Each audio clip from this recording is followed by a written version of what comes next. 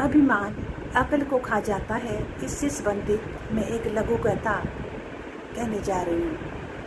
किसी गांव में एक घर के मुखिया को अपने ऊपर ये अभिमान था कि उसके कमाने से ही सारा घर चलता है। उसकी एक छोटी सी दुकान थी और जिससे वो अपने पूरे घर का गुजारा करता था।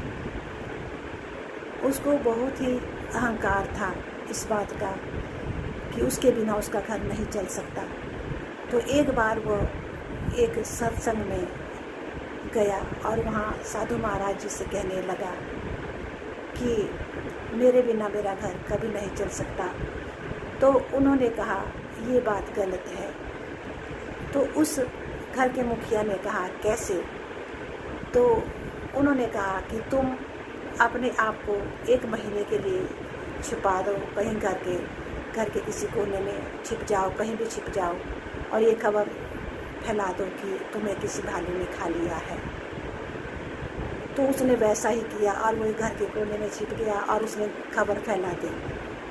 तो क्या हुआ कि उस घर के मुखिया के बड़े बेटे को किसी सेठ ने नौकरी दे दी और गांव वालों ने मिलकर उसके बेटे की शादी करवा दी और किसी व्यक्ति ने उसके छोटे बेटे की पढ़ाई का खर्च उठाने का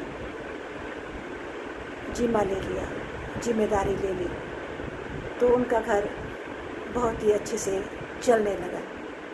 फिर जब 1 महीने के बाद वह घर का मुखिया बाहर आया और उसने दरवाज़ा खटखटाया तो उन्होंने अंदर से ही कह दिया कि हम सुखी हैं, अब पहले से ज़्यादा सुखी हैं, हमारा घर बहुत अच्छा चल रहा है। इससे उस घर के मुखिया का अहंकार टूट गया और उसने देखा कि ये तो सचमुच बहुत अच्छे से चल रहा है घर मेरे बिना भी। तो हमें कभी भी किसी चीज़ का अहंकार नहीं करना चाहिए, ना ही अपने धन का, ना ही बल का, ना ही कमाई का, ना ही सुंदरता का, ना ही अमीरी का, ना ही किसी अच्छी प्रतिभा का।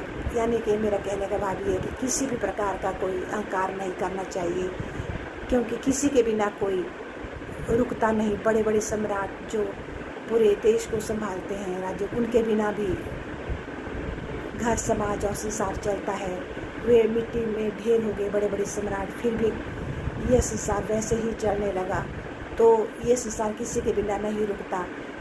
हमें कभी भी अभिमान नहीं करना चाहिए कि हमसे ही सब कुछ होता है और हमारे बिना कुछ नहीं हो सकता। ये बात गलत है। भगवान ने सबके भाग्य में सब कुछ लिखा होता है और सबका सब कुछ हो जाता है भगवान समय